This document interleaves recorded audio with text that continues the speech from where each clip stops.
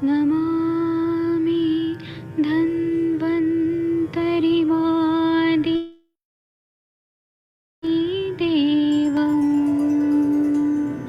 सुरासुरैर्वन्दितपादपद्मम् लोके जरामृत्युनाशं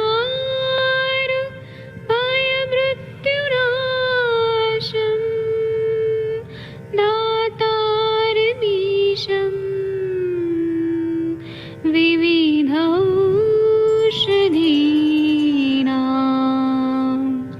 शङ्खं चक्रं जलौकां दधतं मृतघटं चारुतोर्भिश्चतुर्भिः सूक्ष्मस्वच्छादिरुद्यं शुकपरिविलसन् मौलिमं भोजनेत्रम् कालाम्बोदोज्ज्वलाङ्गं कटितटविलसत् चारुपीताम्बराढ्यं वन्दे धन्वन्तरिन्तं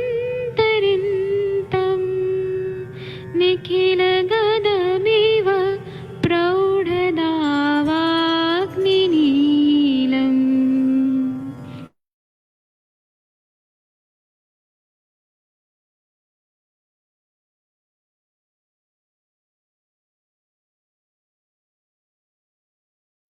प्रणाम सभी लोगों को। मैं वैद्य अरविंद पाठक आप सभी लोगों का स्वागत करता हूं।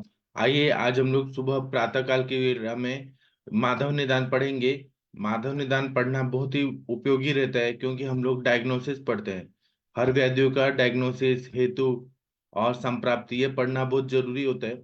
इसको जितना बार भी पढ़ा जाए उतना कम ही है, क्योंकि जो आचार्य लोगों ने लिखा है वह हमें अपने मतलब प्रैक्टिस में, डेली रूटीन प्रैक्टिस में उसको लाना बहुत जरूरी होता है।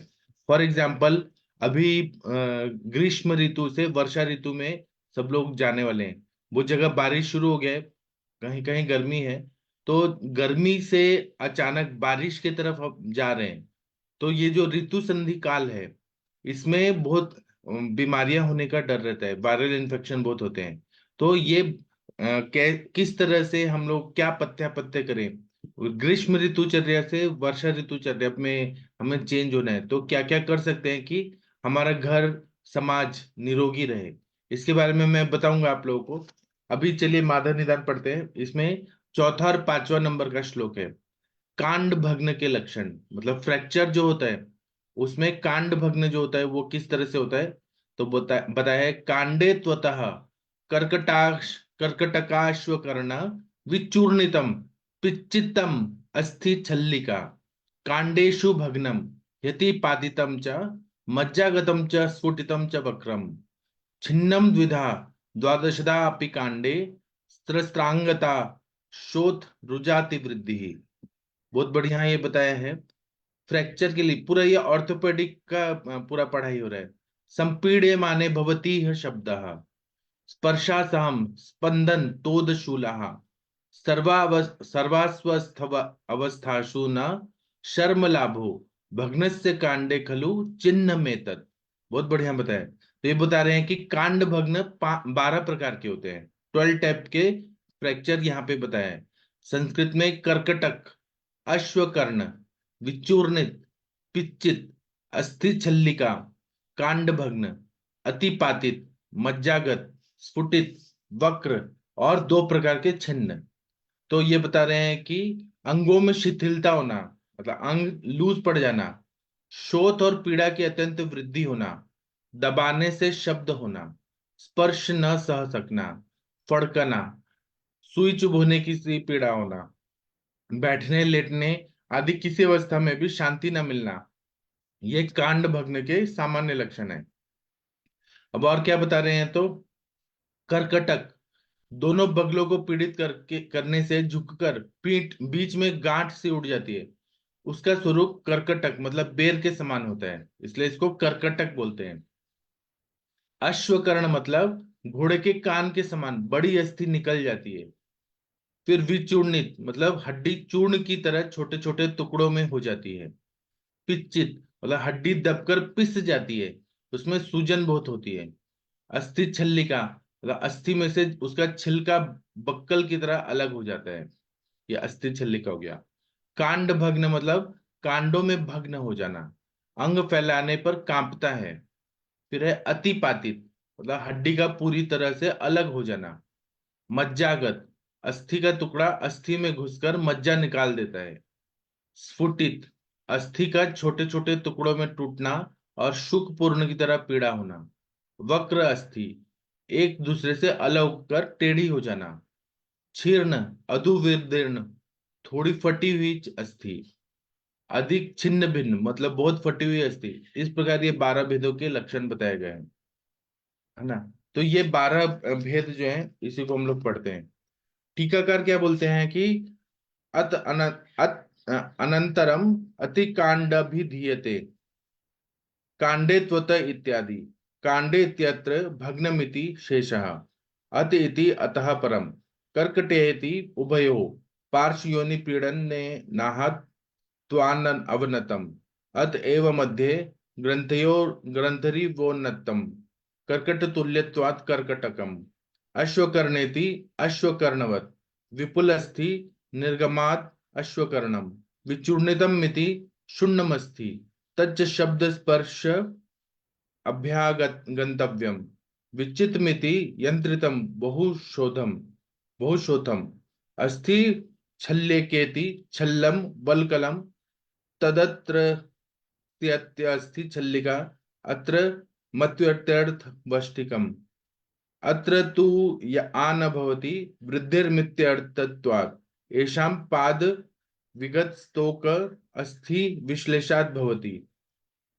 अभी इसी का हिंदी में पढ़ते हैं कि संधि मुक्त अथवा संधि भग्न के पश्चात कांड भग्न के लक्षण लिखते हैं।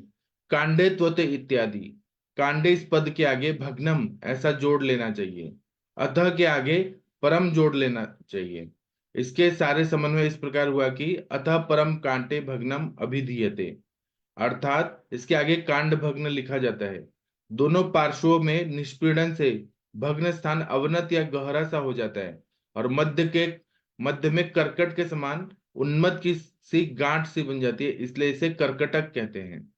और अश्वकर्णेति मतलब घोड़े की कान की तरह लंबी और जोड़ नोकदार अस्थि बाहर निकल जाती है, उसे अश्वकर्ण कहते हैं।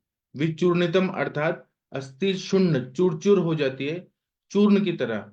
इस प्रकार अस्थि को दबाकर अंदर से होने वाले शब्द स्पर्श भी हो सकता है। पिच्चित मतलब दबाव से पिचकर सूज गया हो। अस्थि छल्ले का मतलब छिलके के समान छल्ले कहते हैं, उसमें अस्थि का छिलका उतर जाता है इसलिए उसको अस्थि छल्लिका कहते हैं। फिर यहाँ पे बोल रहे हैं कि यह अस्थि के वक्त एक और छिलकर उतर जाने से होता है। अस्थि छल्लितम ऐसा पार्ट भी पाया जाता है और इसमें छल्ल पड़ जाता है, इसलिए इसको छल्लित कहते हैं। कांडेशु अर्थात अस्थियों में भग्न हो जाने से कांड भग्न कहा जाता है। अंग को फैलाते समय कांड भग्न से कांड कंप होता है। यदि कर्कटक आदि 12 प्रकार के भग्न को कांड भग्न कहते हैं, तथापि यहाँ पर एक विशिष्ट भग्न को भी कांड भग्न कहा जाता है। यथा जांगल शब्द सामान्यतः जांगल आदि 8 प्रकार के मांस के लिए प्रयुक्त होता है, तथापि एड़ादि के मांस के लिए विशेष रूप से प्रयुक्त होता है। इसी तरह से अतिपातित अर्थात अस्थि बिल्कुल कटकर गिर जाती है। मज्जागतम जब कहते हैं तो अस्थि का टुकड़ा अस्थि के अंदर प्रविष्ट होकर मज्जा को निकाल देता है, इसलिए इसे मज्जागत कहते हैं। स्फुटित मतलब हड्डी थोड़ी सी फट जाती है, इसमें शुक अर्थात कील या सुई चुभने की सी पीड़ा होती है। वक्र मतलब अस्थि टूटती तो नहीं है किंतु टेढ़ी हो जाती है। अस्थि का टेढ़ापन भी कांड भग्न माना गया है। फिर छिन्नम द्विधा मतलब अस्थि के दो टुकड़े हो जाते हैं, एक छोटा और एक बड़ा। यदि टुकड़ा साथ ही लगा रहता है, दूसरा एक दूसरे से जुदा हो जाता है। किसी आचार्य के मत से एक अस्थि के अधिक फटने को छिन्न भग्न कहते हैं। सुश्रुत में भी इस भग्न को पाटित कहा गया है। अंत में कांड भग्न के द्वादश भेदों का नियमित कर देते हैं। कांडे इसके आगे भग्नम जोड़कर कांडे भग्नम ऐसा शब्द बोला है। अपि शब्द से क्रम भेद से सूचक है तथा निश्चयार्थम एक का बोधक है, इसलिए अपि शब्द का संबंध भिन्न के साथ होता है, छिन्न के साथ होता है। इस विशद अर्थ का इस प्रकार हुआ कि छिन्न की ये प्रकार है, न कि कर्कट आदि। कांड भग्न 12 प्रकार का होता है। कर्कटक, अश्वकर्ण, विचूर्णित, पिच्चित, अस्थि छल्लिका, कांड भग्न, अतिपातित, मज्जागत, स्फुटित, वक्र, 2 प्रकार का छिन्न, दोनों किनारों से पिचकर बीचे बीच में केकड़ी की तरह गांठ सी बन जाती है, इसे कर्कटक कहते हैं।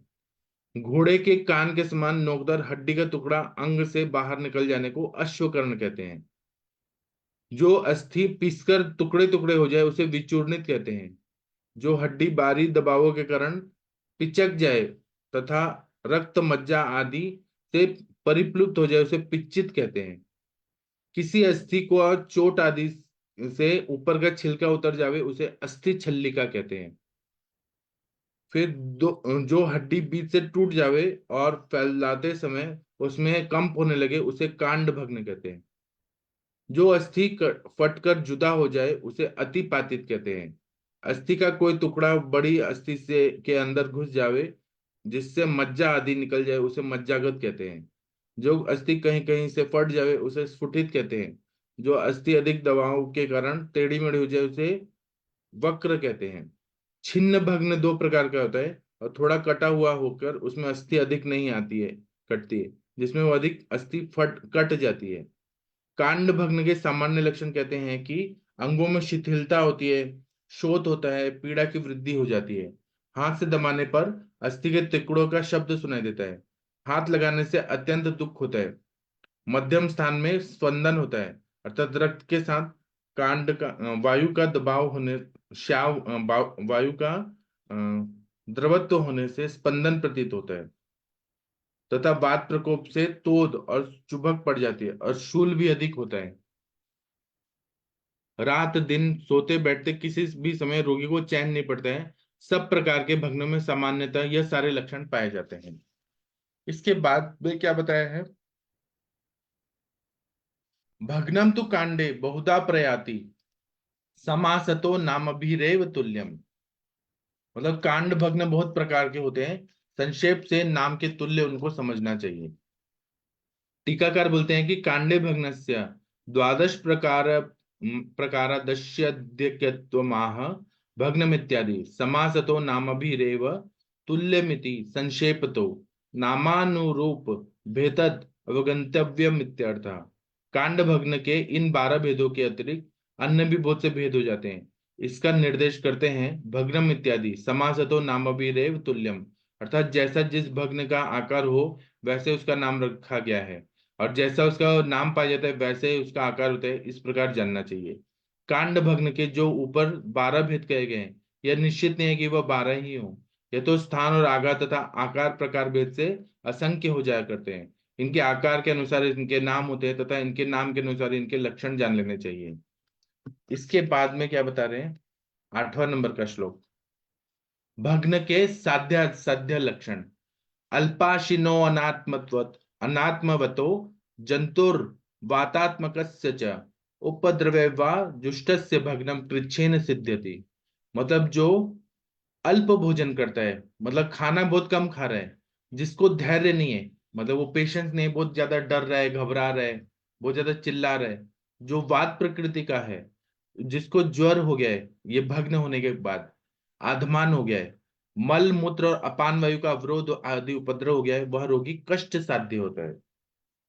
इन्होंने बता दिया, मतलब मुश्किल से वो ठीक होता है। तो ये बोल रहे हैं अल्पाशिनो अनात्मवतो जंतुर्वातात्मक उपद्रव जुष्यस्य भग्नम कृच्छेन सिद्ध्यति। मतलब कष्ट साध्यता का लक्षण बोल रहे हैं, कष्ट साध्यताम आह अल्पेत्वादि वातात्मकस्येति वात प्रकृते उपद्रवे रीति उपद्रवा ज्वराधमान मूत्र पुरुष संगादय। मतलब भग्न की असाध्यता लिखते हैं अल्पेत्यादि से, वातात्मकस्य वात प्रकृति वाले मनुष्य का भग्न कठिनता से सिद्ध होता है। उपद्रवे अर्थात ज्वर, आदमान और मलमूत्र का विबंध इत्यादि उपद्रव होते हैं।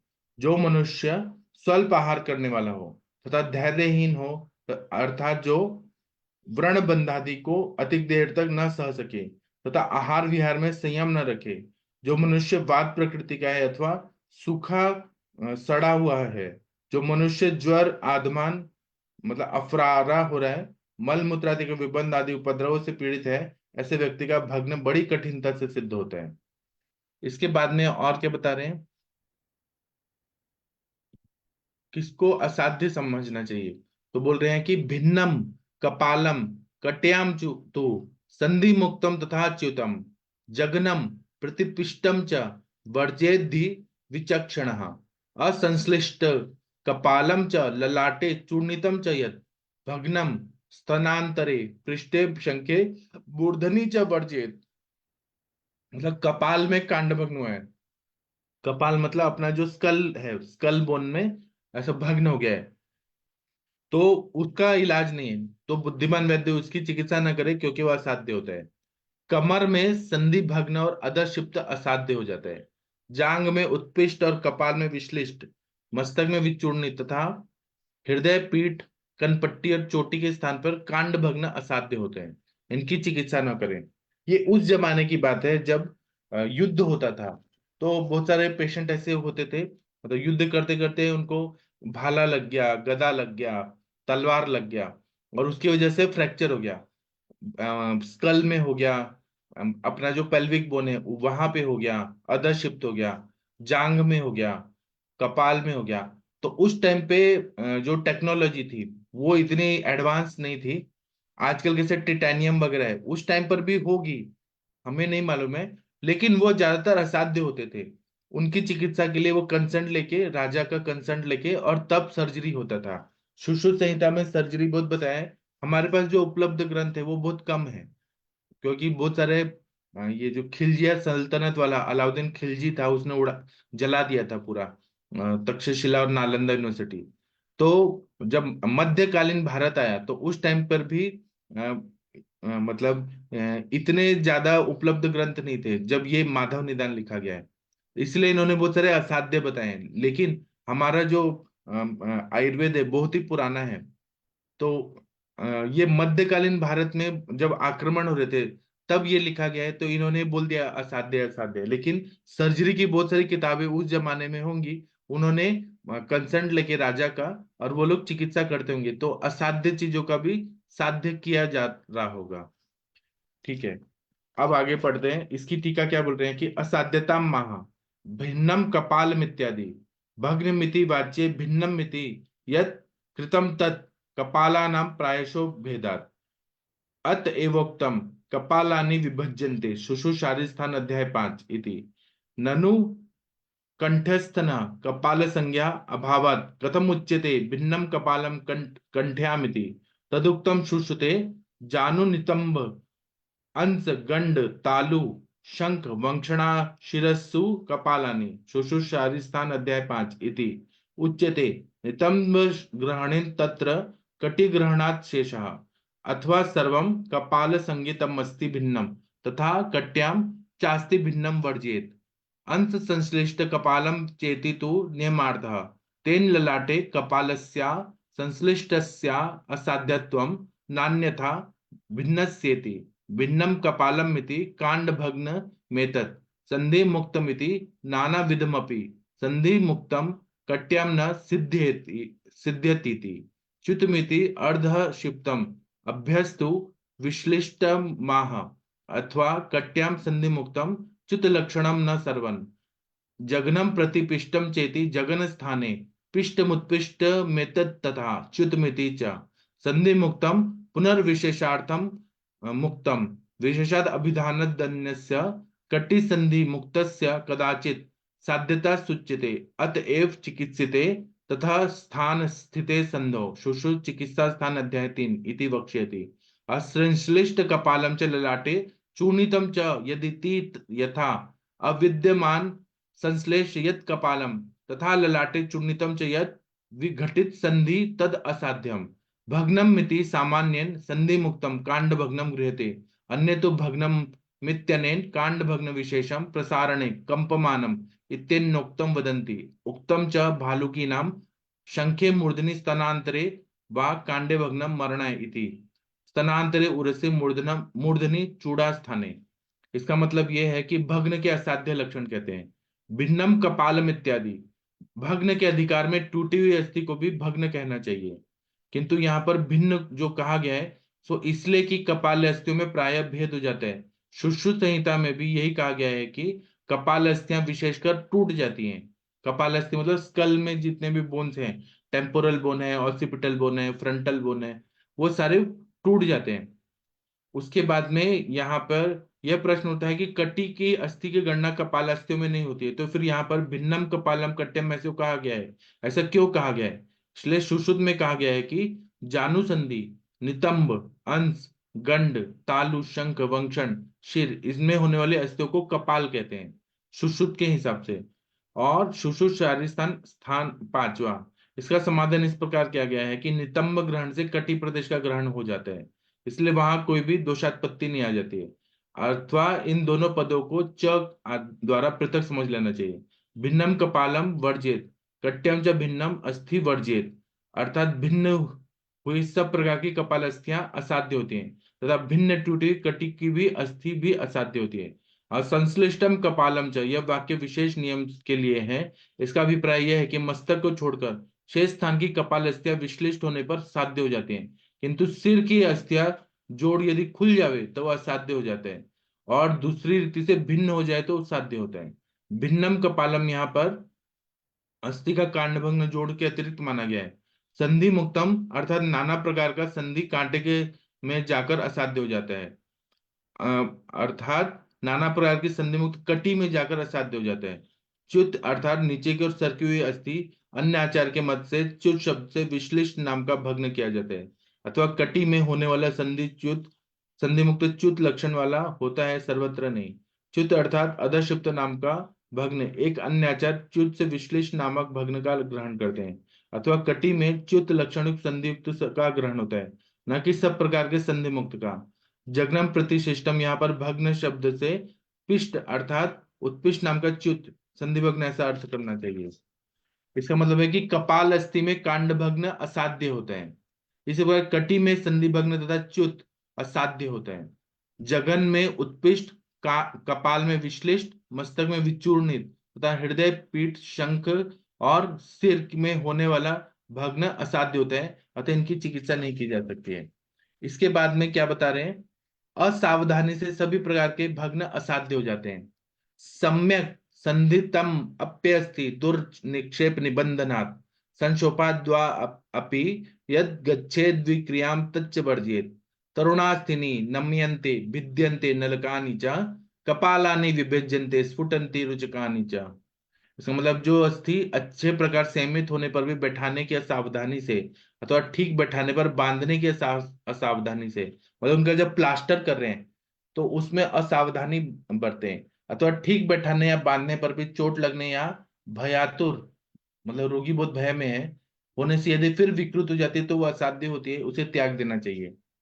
नाक, कान अथवा नेत्रपुट की तरुण अस्थि वक्र हो जाती है, नली के समान छेद वाली अस्थि फट जाती, कपाल अस्थि टूटकर अलग अलग हो जाती है। रुचिकास्थि मतलब दांत की हड्डी टूटकर जो सब मैंडिबुलर जो मैंडिबल है वह टूट टूट कर चूर चूर हो जाती है। मूल में च के प्रयोग से वलय अस्थि का प्रयोजन है, यह भी रुचक के समान टूट जाती है। इसका टीकाकार क्या बोलते हैं? सर्वेशम अवनाधन अवधानतो असाध्यत्व महासमय इत्यादि संधितम संयमितम दुर्निक्षेप निबंधनादिति दुस्थापना तथा दुष्ट बंधनात् संशोभे देती अभिघात भयदादि संशोभात अयमत्यर्थ सम्यक समितमपि दुष्टापनात् शून्यस्तमस्ति दुष्ट बंधनात् सुएस्तम सुबद्धमिति संशोभादि कृतम असाध्यम। इसका मतलब यह है कि असावधानता से सब प्रकार के भग्न असाध्य हो जाते हैं। इस विषय को कहते हैं कि सम्यक इत्यादि संक्षिप्त तथा सहमित होने अथवा जो अपने स्थान से जुड़ गया हो, निक्षेप मतलब निबंधना इति दुर्स्थापन ठीक से न ठिकाने से लगा हो, दुष्ट संबंधन ठीक तरह से न बांधने से, संशोभाद्वाद मतलब अभिघात या चोट आदि लग जाने से, भय आदि कारण शरीर में संशोभ हो जाने से, यद्यपि टूटी हुई अस्थियां ठीक जुड़ जाने से फिर से ठीक ठिकाने पर न बैठी हो, अर्थात ठीक तरह से उसे बांधा ना गया हो, इन दोनों के होने पर शरीर में किसी प्रकार संक्षोभ हो जाए फिर से टूट जाए तो यह असाध्य होता है। उल्टा पुल्टा टिका होने से, ठीक तरह से न बांधने से, जो भग्न अपने समय पर आकर जुड़ जाया करते हैं, किंतु भग्न का अस्वाभाविक होने से कृत्रिम जोड़ होता है, परंतु वह जब कृत्रिम जोड़ उपयुक्त कृत्रिमताजनक कारणों से पुनः टूट जाता है तो वह असाध्य हो जाता है। यदि वह ठीक ठाक है, शून्यस्थ है भी, तब भी ठीक ठीक सुबद्ध भी हो तो अचानक चोट लगने से अथवा भय आदि मानसिक क्षोभ से फिर टूट जाते हैं तो वह असाध्य हो जाते हैं। संक्षेप से इसका अर्थ यह है कि जो भग्न अच्छी तरह से सीमित होने पर भी बैठाने की सावधानता से, ठीक बैठाने पर भी बांधने की असावधानता हो, ठीक बैठाने और ठीक बांधने पर भी चोट आदि लगने से अथवा भय आदि मानसिक शुभ कारण फिर विकृत हो जाता है, वो असाध्य हो जाता है। फिर बोल रहे हैं कि अस्थि विशेष से भग्न विशेष का निर्देश करते हैं। तरुणास्थिनी इत्यादि से नम्यन्ते अर्थात टेढ़ी हो जाती है, इस कारण वह वक्र नाम का भग्न होता है। नाक कान अस्थि कुटों में तरुण या कोमल अस्थियां होती हैं। भिंद्यन्ते नलकानिचा, नलिकास्थियों में जब किसी भी प्रकार का अस्थि का प्रवेश हो जाता है तब वो फूट जाती है। इन नलिकास्थियों के अंग में अति पाल्थित नाम का भग्न होता है। अन्य आचार 12 प्रकार की ही भग्न अस्थियों में हो सकता है ऐसा मानते हैं। कपालानि विभजन्ते अर्थात कपाल अस्थियों में विदीर्ण लक्षण वाला भग्न होता है। विभजन्ते के स्थान पर विद्यन्ते ऐसा पाठांतर पाया जाता है, किंतु इन दोनों का अर्थ एक ही है। रुचक अस्थि होते हैं, उसमें स्फुटित लक्षण भग्न होता है। अस्थियां 5 प्रकार की बताई हैं। तरुणास्थि, नलकास्थि, कपालास्थि, वलयास्थि और रुचकास्थि। रुचकानी से चकार से वलय शब्द भी स्फुटित हो जाया करती है, ऐसा जानना चाहिए। सुश्रुत में इस भग्न को स्फुटित अस्थि भग्न कहते हैं। नाक कान और नेत्रपुट की तरुण अस्थियां वक्र अथवा टेढ़ी हो जाती हैं। जो कार्टिलेजेस रहते हैं नाक कान और आंखों में, तरुण अस्थियां मतलब कार्टिलेजेस टेढ़ी हो जाया करती हैं। नलकास्थियां मतलब बाहु जंघा आदि को नलकाकार बीच से खोखली होकर टूट फूट जाती हैं। कपाल नाम की अस्थियां जो जानु नितंब अंश तालु शंख और शिरा आदि में होती है। जानू में जो रहती है वो हो गया, नितंब में जो हमारा पेल्विक बोन है, अंश मतलब स्केपुला, और तालु में जो रहती है सॉफ्ट पैलेट, हार्ड पैलेट, और सिरा सिर में जो रहती है वो सब कपाल अस्थि होती है, वो टूट जाती है। दंत आदि की रुचिक अस्थियां फूट जाती है, इस प्रकार वलय अस्थियां भी टूट फूट जाया करती हैं। इस प्रकार इति श्री माधवकर विरचिते माधव निदाने भग्न निदानम समाप्तम। अब हम लोग कल कल के सुबह का टाइम रहेगा 6 बजे का, तब नाड़ी व्रण पढ़ेंगे। और जैसे पाइलोनेडल साइनस या साइनस किस तरह से होता है ये हम लोग कल करेंगे। अभी का मैं सेशन बंद करता हूँ। अभी आप लोग 7 बजे फिर मिलिए, तो हम लोग अष्टांग हृदयम का जो अध्याय है आगे का वो हम पढ़ेंगे। तब तक के लिए थैंक यू, प्रणाम सभी लोग को।